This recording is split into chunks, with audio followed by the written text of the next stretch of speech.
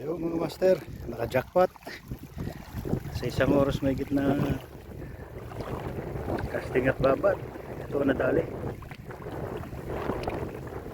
Lalo. Meron pang kitok na kasama. Fish. Lalaki mga master. 2 kilo ang pinakamalaki. Lalo. Mamaya pwede nang umuwi. Isang oras may git lang. Dito sa aming gold spot. Linis-linis na.